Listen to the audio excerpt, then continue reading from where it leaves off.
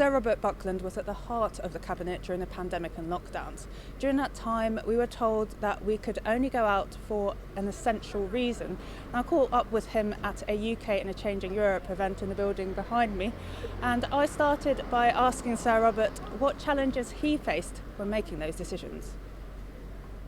Well, along with Cabinet colleagues, we had to move at some speed in order to make quite drastic and unprecedented decisions about restrictions that none of us would ever have dreamt imposing in our lifetime. But having seen the example in other countries and not fully at that point, of course, understanding the full properties of this dangerous infection, it was the right thing to take that action. The British people were prepared to do it. This was a collective action. It couldn't have worked. No amount of law could have worked if the British people hadn't consented to it. But in the vast majority, they did.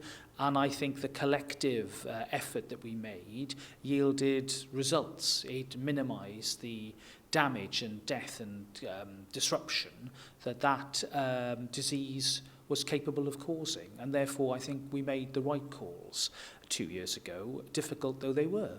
I also feel that I have to bring up about some legal professionals who've said the lockdowns were so invasive that they weren't legal. So what do you think about that?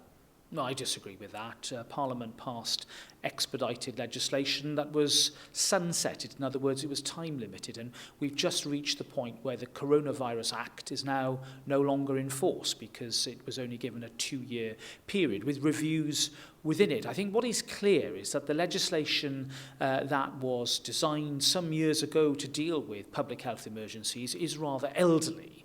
And I think that as a result of the inquiry that's to come, I very much hope that we'll see concrete proposals for Parliament to create a better legal framework to future-proof us against further public health emergencies. So the law needs updating, but the idea that somehow this was unlawful or illegal is, I'm afraid, misconceived. Also, there's, a lot of people are concerned about the damage that lockdown could have done. Well, did they do more harm than good?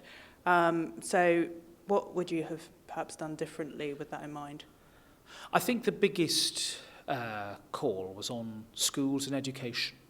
And I think that it was unfortunate that, like many other areas of life, we just weren't prepared for the consequences of what happened. And I think that those lost months and terms of education were the biggest impact from the virus, short of course the sad deaths and illnesses that occurred. And I think were we faced with something like that again, then a different approach to education, I think, would need to be taken. Now, we took the steps imaginatively of creating Nightingale hospitals. We even, when I was Justice Secretary, created Nightingale courts in order to deal with the caseload, the backlog. And I think that, looking back, we could have done more to perhaps create Nightingale schools where we had more space and safety for children and teachers, and also really understood the power and potential of remote learning as an adjunct and a supplement to that vital teacher-based learning that our children so desperately needed. And in terms of the online safety bill, I'd like to move on to. So the first debate I saw will be after Easter. So its aim is to make the UK the safest place to be online in the world, will it, in your view? Well, I think the bill is a very important landmark. It's a groundbreaking piece of legislation. It's already had pre-legislative scrutiny by a committee in Parliament, which is welcome, and there have been refinements and changes to it. I think that the powers contained within the bill to allow ministers to use secondary legislation are controversial. I think they need to be examined carefully.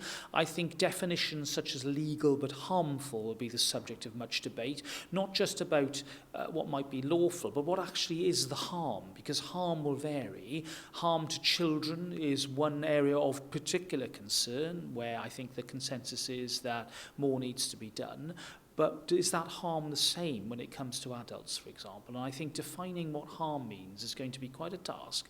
And Parliament is going to have its work cut out over the next few months. But, to say that just because it's difficult means it shouldn't be done is, I think, to duck a very important issue for many, many people. Yes, that legal but harmful words I saw that there's particular concerns around that, and one of your colleagues called it the Census Charter. What do you think of that? Well, there's a danger that you could end up in applying some sort of moral censorship to many things. I mean, pornographic material is harmful to children, I think, quite clearly, but it might be a matter for adult consent, which of course means that already you've got a different degree of protection that's needed.